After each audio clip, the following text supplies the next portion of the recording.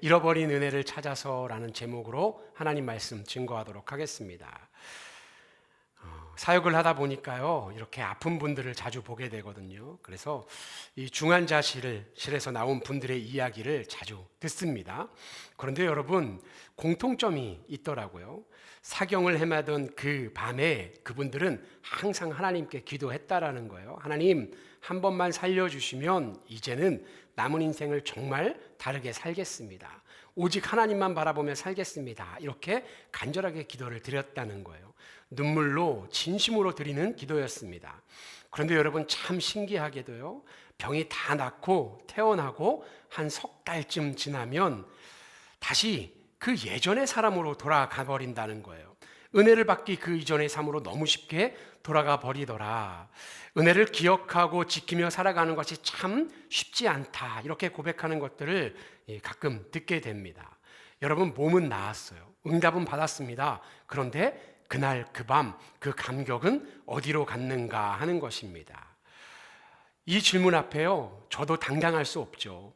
날마다 말씀으로 나를 살피고 돌이키고 또 하나님께 물어보는 것을 멈추는 그 순간 은혜에게서 인해 멀어지는 것을 경험합니다. 제가 늘 강조하는 것이 있어요.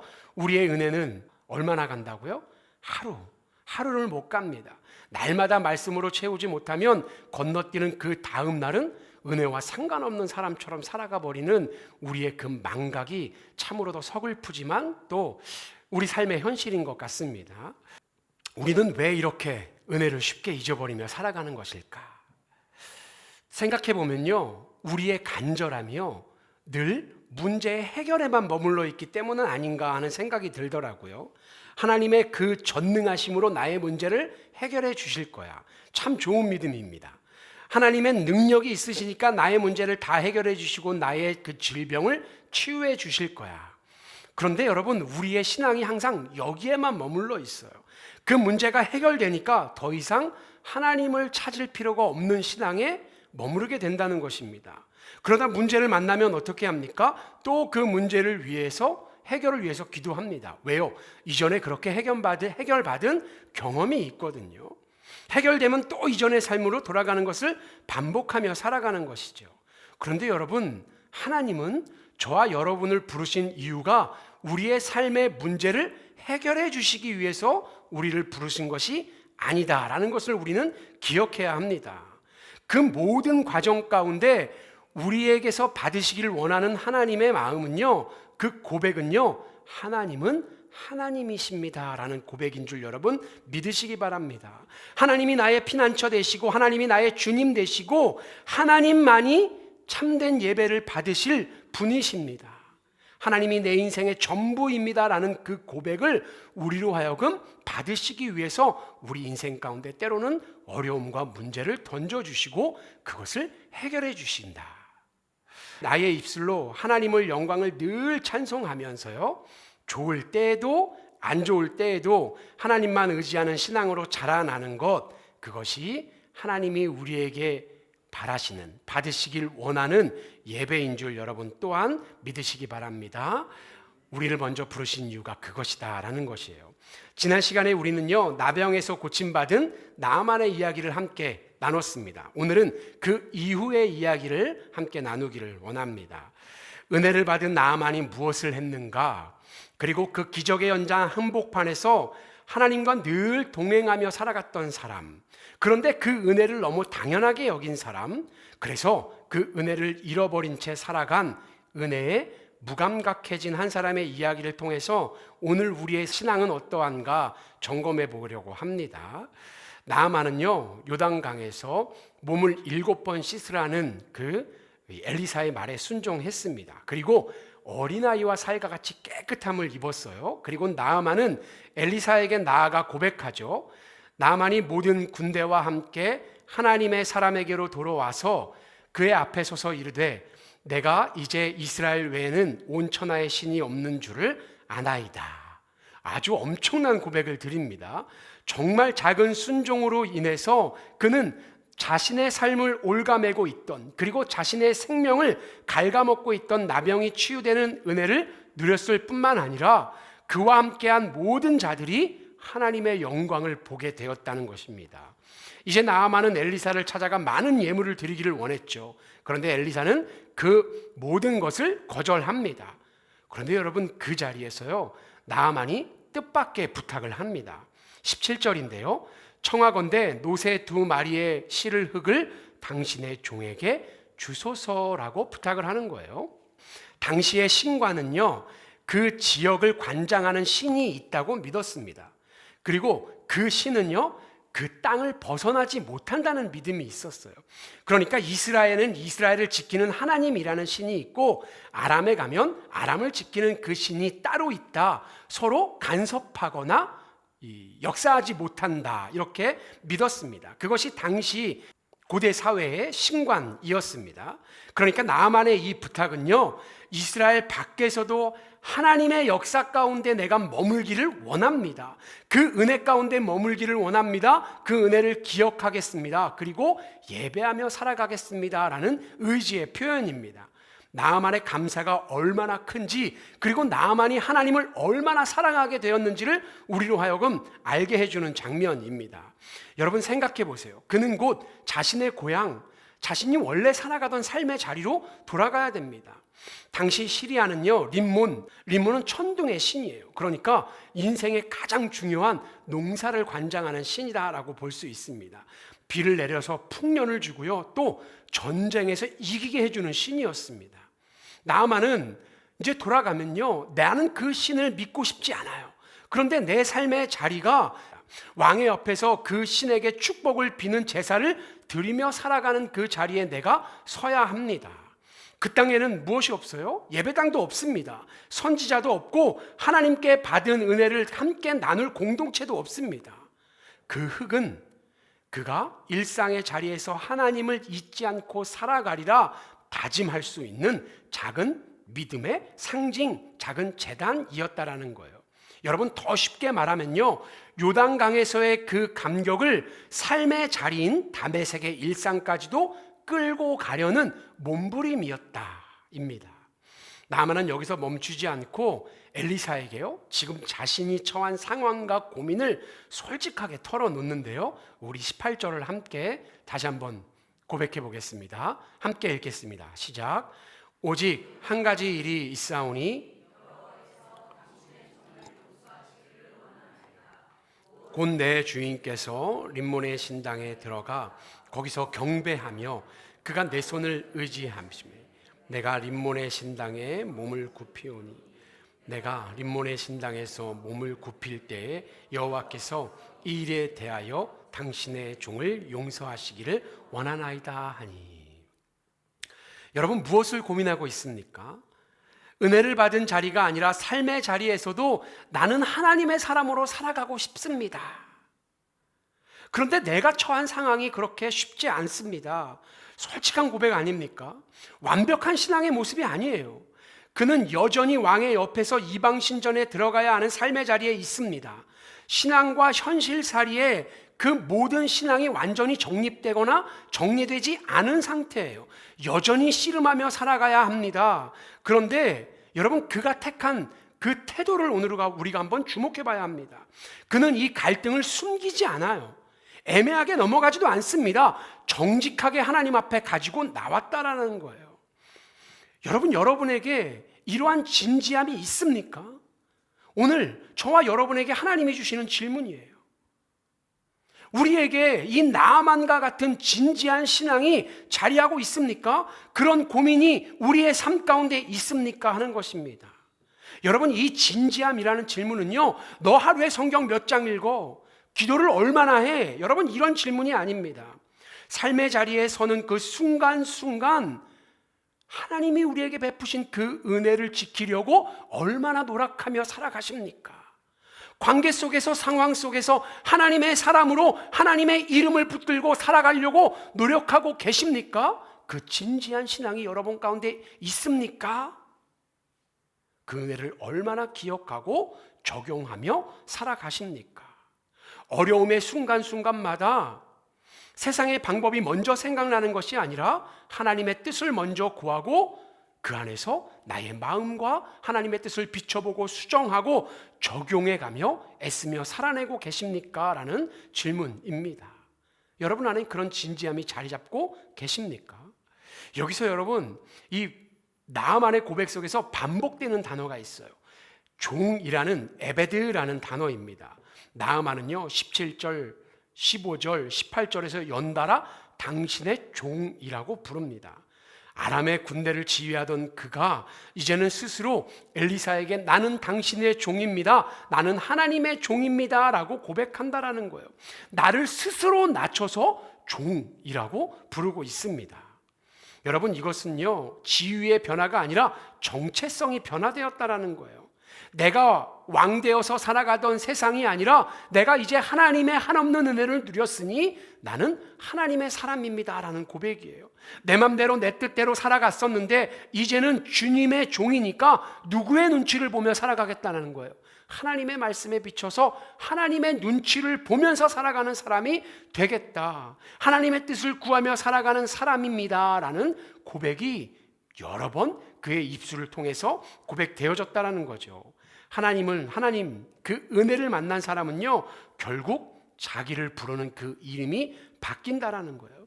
그의 다짐에 여러분 엘리사가 말합니다. 평안히 가라. 사랑하는 성도 여러분, 저는 이 평안히 가라라는 엘리사의 말이 한 주 내내 묵상이 되었습니다. 저의 마음속에서 떠나지를 않더라고요. 엘리사가 말한 이 평안히 가라를 원어로 보면요 레크 레 샬롬입니다. 레크는요 가라, 떠나라. 레는요 어디 안으로, 어디를 향해서입니다. 샬롬은 우리가 잘 알듯이 평안 그리고 화목을 의미하죠. 이것을 이 원어 그대로 직역해 보면요 평안 속으로 가라, 하나님과 화목한 사람으로 살아가라는 축복의 말입니다.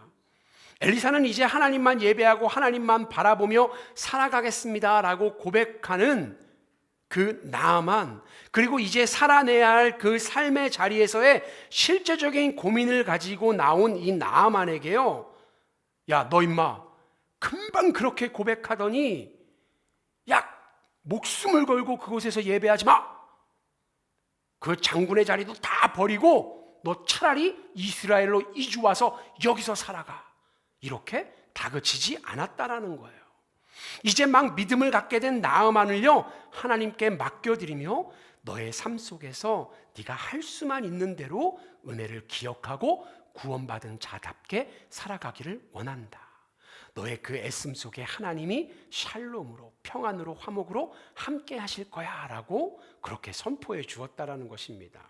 여러분, 이 말씀이 이렇게 묵상이 되니까요 나아만이 엘리사를 처음 찾아왔을 때 무심한 듯 사람을 보내서 요단강에서 7번 몸을 씻어라 했던 그 말도 다르게 해석되더라고요. 여러분은 그 엘리사의 그 말이 어떻게 해석되셨습니까? 저는 처음에 그 엘리사의 말을 들을 때요, 야 낳고 싶으면 요단 가서 씻든가 말든가, 뭐 안 씻으면 네 손해지, 뭐 그냥 가려면 가, 그런데 순종하면 나을 거야, 그냥 이 정도로 해석이 되었습니다. 이렇게 가볍게 이해했어요. 그런데 여러분 아니더라고요. 그가 나아만에게 다그치지 않은 거예요. 나아만을 이곳까지 오게 하신 분이 누구세요? 하나님이십니다. 어려움을 주신 분이 누구세요? 하나님이십니다. 절망감 가운데 빠지게 하신 분도 하나님이십니다. 그 모든 과정 가운데 여기까지 오게 하신 분이 하나님이시라는 그 믿음이 엘리사 안에 있었던 거예요. 모든 것이 우연인 것 같지만 그 뒤에서 하나님이 역사하고 계신다는 것을 믿음의 눈으로 바라보고 있었기에 그는 전하는 것까지의 그 자기의 신앙, 그 이후에 내가 받을 영광을 취하지 않고 그저 하나님의 마음을 전하는 것에서 멈출 수 있었던 믿음의 사람이었다라는 거예요. 나를 드러내지 않고 그 역사를 하나님의 일하심을 묵묵히 지켜볼 수 있는 믿음이 그 안에 있었다라는 거예요.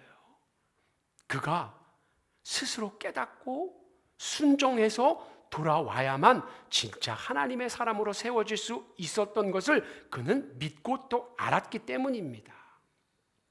여러분, 우리의 삶 속에서는 이 말씀이 어떻게 적용됩니까? 우리는 어때요? 우리는 우리 주변의 나의 가족들 그리고 가까운 사람들을 하나님의 시선에서 믿음의 눈으로 바라봐주고 계십니까? 우리 가족 중에는요, 믿음이 약한 사람이 있어요. 여러분, 그 믿지 않던 사람이요, 나를 통해서 하나님의 손길이 만져져서 오늘 이 예배 자리에 나와 있는 거예요. 얼마나 귀합니까? 이미 하나님이 그를 만지고 계시다라는 거예요. 문제가 생겼을 때 기도하는 신앙이 된 것, 여러분 얼마나 귀합니까? 말 안 듣고 교회 안 나가고 놀러 갔어요. 그런데 넘어지는 거예요. 그럼 거기서 교회 안 나가서 하나님이 나한테 이렇게 하셨나?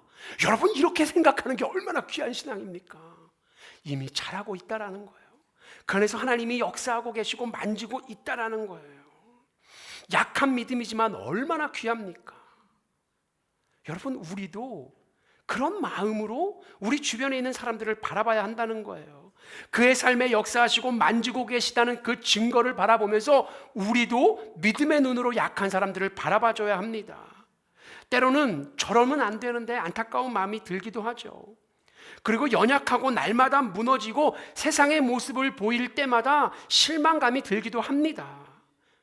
그런데 이미 그는요, 하나님을 알아가려고 애쓰고 있는 과정 가운데 있습니다.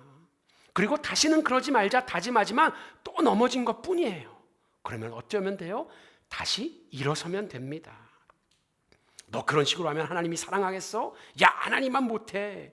어쩌면 우리가 이렇게 무심코 던지는 이런 말 한마디 한마디가 그 사람에게 더 큰 상처 혹은 하나님과 멀어질 수 있는 뭐를 줘요? 빌미를 주는 걸 수 있다는 거예요.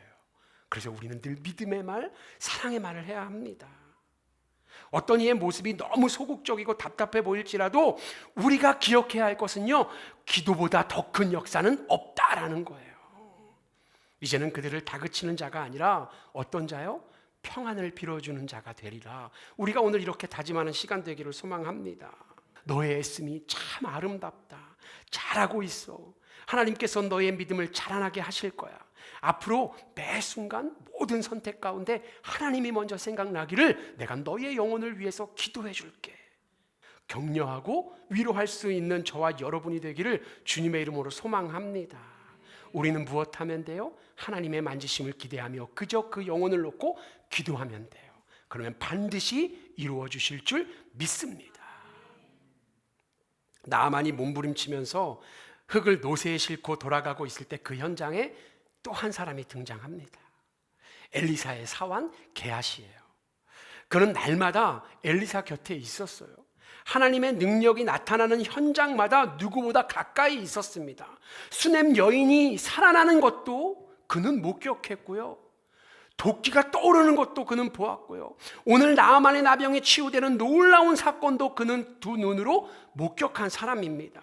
옆에서 지켜보았어요. 이 말은 무엇이냐면요, 은혜 가까운 데에 있는 사람이었다라는 거예요.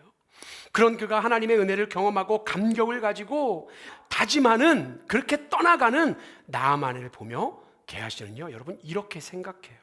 20절인데요, 제가 세 번역으로 읽겠습니다. 그때 하나님의 사람 엘리사의 시종인 게하시가 이런 생각을 하였다.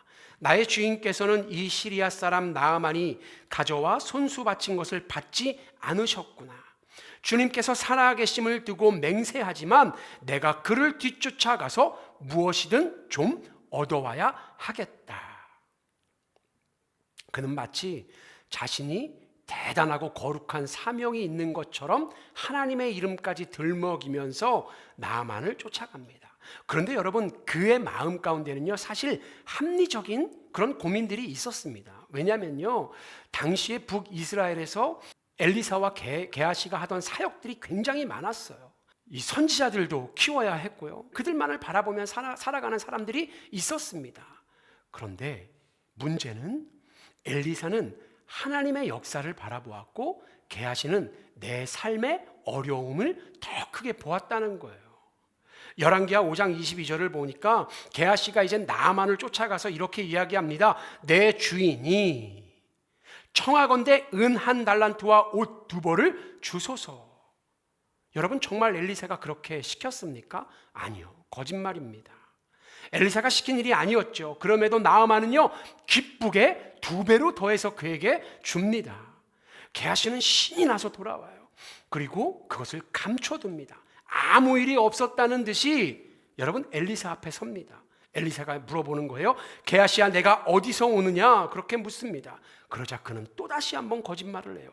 당신의 종이 아무데도 가지 아니하였나이다. 여러분, 그러자 엘리사가 조용히 말하죠. 5장 26절인데요. 그 사람이 수레에서 내려 너를 맞을 때에 내 마음이 함께 가지 아니하였느냐? 이제 은을 받으며 온을 받으며 남종과 여종을 받을 때냐? 네가 하나님이 역사하시는 이런 위대한 때에 고작 재물을 탐할 때냐라고 책망했다라는 거예요. 여러분, 그런데요, 그 다음에 나아만의 나병이 게하시야 그 자손에게로 옮겨갔다라고 오늘 본문 마지막 절에 말하고 있습니다. 여러분, 나아만은요, 작은 순종, 그러나 큰 은혜를 받아서 이제 자신의 나라에 가서도 하나님을 섬기겠다 고백하는 사람이 되었습니다. 그런데 게하시는 그렇지 못했다라는 거예요.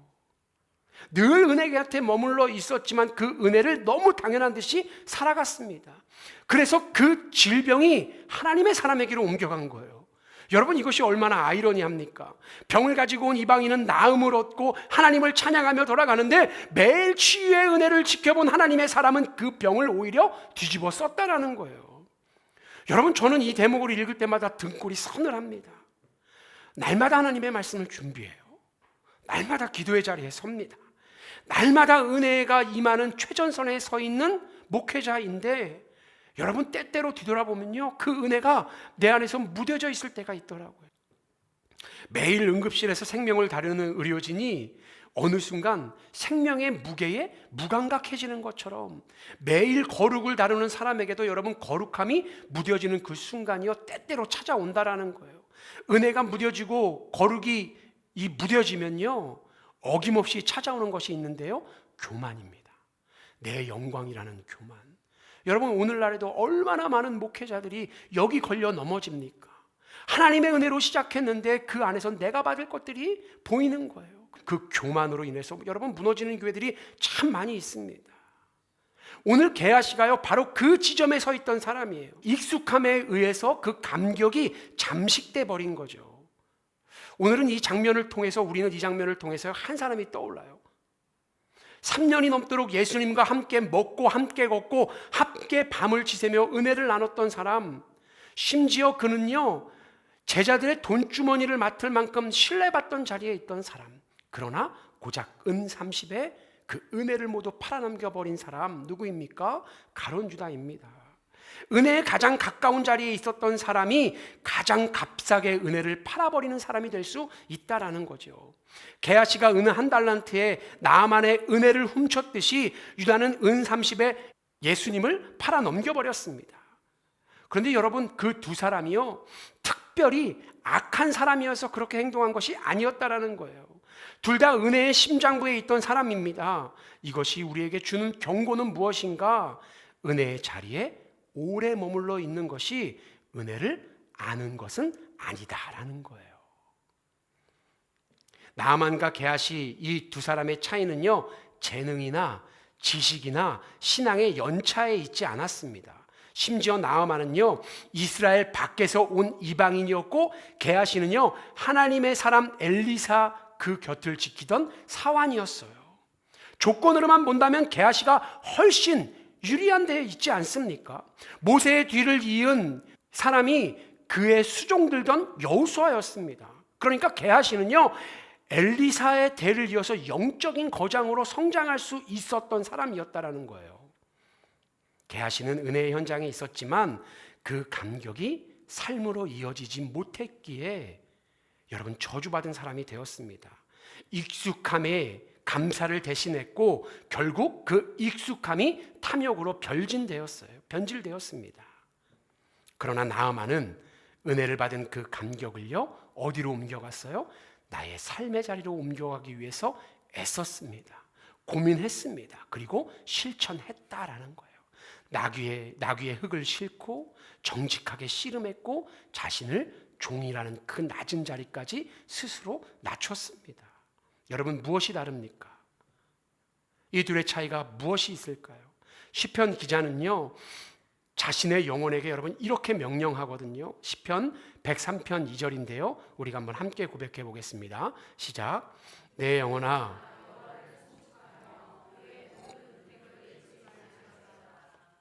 아멘. 누구는 잊었고 누구는 기억했다라는 거예요. 누구는 그 은혜를 떠나갔고 누구는 그 은혜 가운데 머물러 있었다라는 거예요. 잊지 말지어다. 여러분, 이 말을 뒤집어 보면요, 우리가 얼마나 쉽게 잊어버리는 존재인지를 보여주고 있는 것 같습니다. 신명기에서도요, 모세도 똑같은 경고를 하거든요. 광야를 지나 풍요로운 땅에 들어갈 이스라엘에게 그는 미리 이렇게 당부합니다. 신명기 8장인데요. 내가 오늘 내게 명하는 여호와의 명령과 법도와 규례를 지키지 아니하여 내 마음이 교만하여 내 하나님 여호와를 잊어버릴까 염려하노라 라고 들어가기도 전에 이미 그것을 경고하고 있는 것입니다. 은혜를 잊어버리는 것이요, 여러분, 특별한 사람에게만 일어나는 일이 아닙니다. 그것은 풍요와 익숙함 뒤에 슬며시 찾아와요. 그렇기에 게하시의 이야기는요, 성경에 나오는 옛날 옛적 실패한 한 사람의 이야기가 아니라 오늘 예배자의 자리에 있는 저와 여러분 모두를 비춰보는 거울과 같습니다. 사실 나병 걸린 나아만도, 은혜를 배신한 게하시도, 은혜를 팔아넘긴 유다도 모두 우리의 얼굴인 거죠. 우리 안에는요, 몸부림쳐서라도 그 은혜를 붙들고 싶은 나아만도 있고요, 동시에 은혜의 곁에서 슬며시 내 몫을 계산하는 게하시도 있습니다. 조금 더 정직하게 고백한다면요, 여러분, 이 두 사람 사이 그 어디쯤에 우리는 매일 오가면서 살아가고 있을지도 모르죠. 그런 우리가 은혜의 감격을 잊지 않기 위해서 무엇을 날마다 고백하고 무엇을 날마다 기억하며 살아가야 하는가? 히브리서 12장 2절인데요. 믿음의 주요 또 온전하게 하시는 이인 예수를 바라보자. 그는 그 앞에 있는 기쁨을 위하여 십자가를 참으사 부끄러움을 개의치 아니하시더니 하나님 보좌 우편에 앉으셨느니라. 아멘. 갈라디아서 2장 20절은 이렇게 말합니다.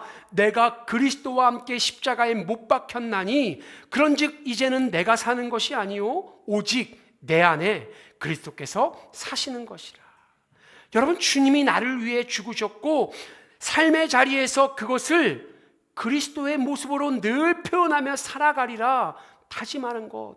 그러니까 우리의 삶의 자리에서도 나에게 맡기신 그 십자가를 잊지 않고 살아간다면 우리는 은혜를 잊지 않고 살아가는, 그 은혜 가운데 머물며 승리하는 삶을 살아가는 성도의 모습을 살아낼 수 있다라는 것입니다. 게하시는 은 한 달란트의 은혜를 훔쳤고 유다는 30에 의해서 은혜의 근원을 팔아넘겼습니다.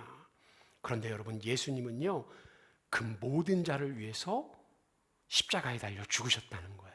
누구를 위해서요? 저와 여러분을 위해서. 그것을 알지만 여전히 서툰 신앙 가운데 살아가는 저와 여러분에게 주님이 오늘도 선포하시는 거예요. 평안히 가라.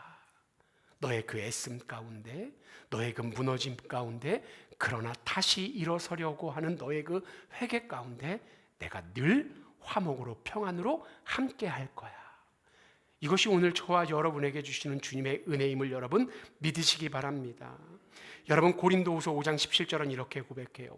그러나 누구든지 그리스도 안에 있으면 새로운 피조물이라. 이전 것은 지나갔으니 보라 새 것이 되었도다. 여러분, 늘 그렇듯이요, 오늘의 예배가 끝나면요, 우린 또 삶의 자리로 나아갑니다. 나아만처럼 다메섹의 일상으로 돌아가고요, 직장으로, 또한 학생들은 내 삶의 자리, 학교의 교실, 그 배움의 자리로 나아갑니다. 그런데 여러분, 우리가 기억해야 할 것은요, 우리가 은혜를 받은 지금 이 순간도 귀하지만 그 은혜를 가지고 삶의 자리로 나아가서 그 은혜를 표현하며 살아가는 것이 더 중요하다라는 거예요. 나만은 은혜를 잊지 않기 위해서 흙을 싣고 돌아갔습니다. 게하시는 은혜 한가운데 있으면서도 그 은혜를 당연하게 여기다가 결국 그 은혜마저도 다 잃어버렸습니다. 이 두 사람의 차이는요, 환경이 아니라 네가 오늘 삶의 자리에서 무엇을 붙들었는가 하는 것입니다. 그래서 히브리서는 우리에게 이렇게 말해요. 믿음의 주요 또 온전하게 하시는 이인 예수를 바라보자. 우리가 무너지지 않을 수 있는 이유는 어려움의 순간이나 기쁨의 순간이나 무엇을 바라볼 때요?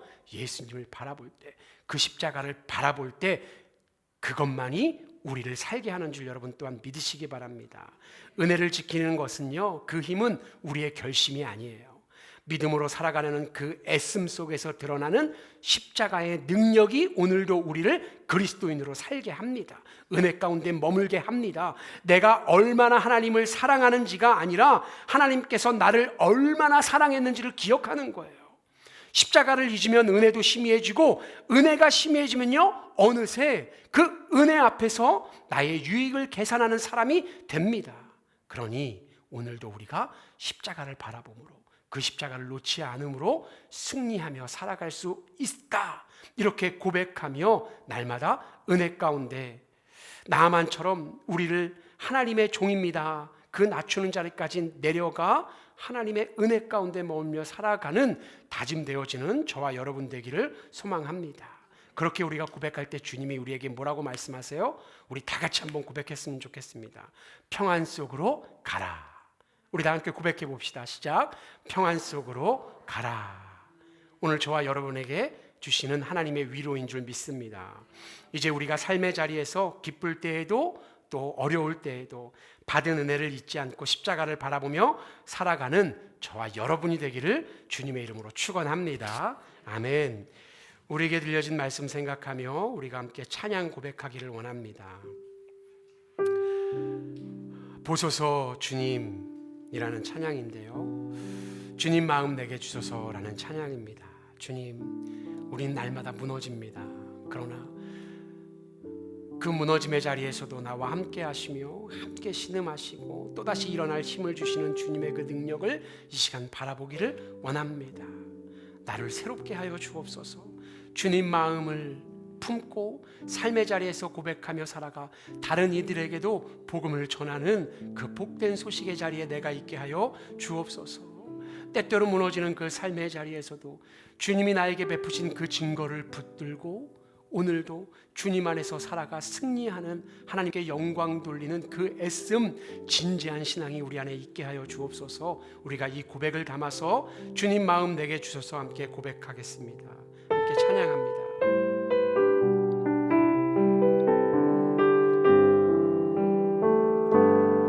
보소서 주님, 나의 마음을 선한 것 하나 없습니다. 그러나 내 모든 것 주께 드립니다. 사랑으로 안으시고 날 새롭게 하소서. 보소서 주님, 나의 마음을 선한 것 하나 없습니다. 선한 것 하나 없습니다. 그러나 내 모든 것 주께 드립니다. 사랑으로 안으시고 날 새롭게 하소서. 주님 마음 내게 주소서. 내 아버지 주님 마음 내게 주소서. 나를 향하신 주님의 뜻이 이루어지도록 주님 마음 내게 주소서. 내게 사랑을 가르치소서. 내게 사랑을 가르치소서. 당신의 마음으로 용서하게 하소서. 주의 성령 내게 채우사 주의 길 가게 하소서. 주님, 당신 마음 주소서.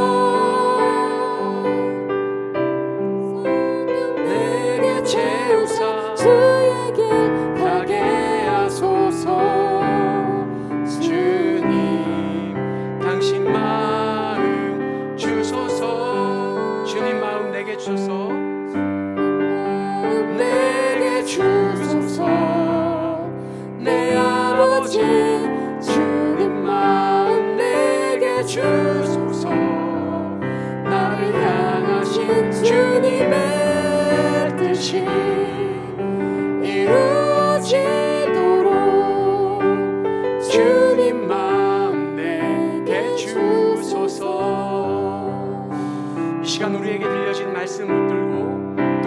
고백한 찬양을 붙들고 우리가 함께 기도의 자리로 나아가길 원합니다. 아버지 하나님, 은혜의 감격과 주님을 처음 만났던 그 첫사랑이 다시 회복되게 하여 주옵소서. 그리하여서 잃어버린 은혜가 우리 안에 다시금 차오르게 하여 주옵소서. 일상의 자리에서도 하나님을 예배하는 예배자의 삶을 살아가게 하시고 그 안에서 무너지고 넘어지지 않을 수 있도록 진지한 신앙, 내가 내 삶의 자리에서 하나님께 무엇을 드려야 할까, 무엇이 하나님이 기뻐하시는 일일까를 늘 고민하며 살아가는 자 되게 하여 주옵소서. 그리고 아버지 하나님, 우리에게 부어진 그 은혜의 자리가 때로는 너무 익숙해서 당연한 듯 여겨져 그 감격을 잃어버리며 살아갈 때가 있습니다. 그 감격을 잃어버리지 않을 수 있도록 우리가 날마다 때때로 십자가를 바라보게 하시고 주님의 못자국난 그 손을 만지고 주님의 그 옷자락을 놓지 않고 살아가는 우리가 되게 하여 주옵소서. 날마다 그 은혜의 감격을 고백하며 살아가는 은혜 받은 자답게 살아내는 우리가 되게 하여 주옵소서. 우리에게 들려진 말씀 생각하며 우리 함께 기도의 자리로 나아갑니다. 함께 기도하겠습니다. 하나님 아버지, 감사합니다. 오늘도 우리 가운데 말씀을 듣게 하신 하나님의 은혜와 사랑이 아버지 하나님 너무나도 감사합니다. 그 은혜의 감격을 우리가 우리에게 베푸신 주님의 사랑을 잃어버리지 않게 하여 주옵소서. 기적을 경험하고도 금세 무뎌졌던 우리의 마음을 주여 불쌍히 여겨 주옵소서. 날마다 십자가의 은혜를 묵상하며 처음 주님 만났던 그 뜨거운 감격이 오늘 우리 안에 다시금 부어지기를 원합니다. 주여 회복시켜 주옵소서. 아버지 하나님, 교회의 문을 열고 나가는 그 순간부터 세상의 방식과 타협하며 살았던 우리의 모습을 고백합니다. 나만이 흙을 싣고 돌아가 그곳에서 하나님을 예배했듯이 우리 또한 우리가 머무는 가정과 직장 그리고 학교와 삶의 모든 현장 가운데 거룩한 제단으로 아버지 하나님 삼게 하여 주옵소서. 일상 속에서 하나님의 살아계심을 드러내는 참단 예배자가 되어 살아가게 하시고 아버지 하나님, 내가 받은 감격을 표현하며 살아가는 자 되게 하여 주옵소서. 아버지 하나님, 또한 우리 주변에 있는 아버지 하나님 믿음이 연약한 많은 자들을 위하여 그들을 위하여 기도하는 자 되게 하여 주옵소서.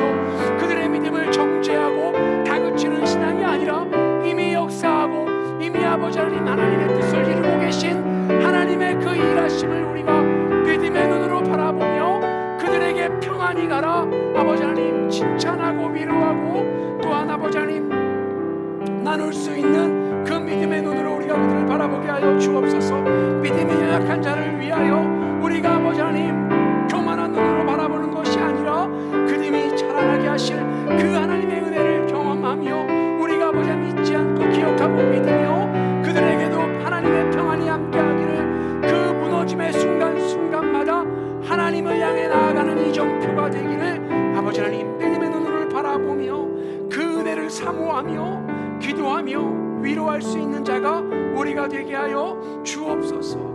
아버지 하나님, 우리가 다 함께 부르짖어 기도할 때에 우리 안에 굳어진 그 마음이 깨트려지기를 원합니다.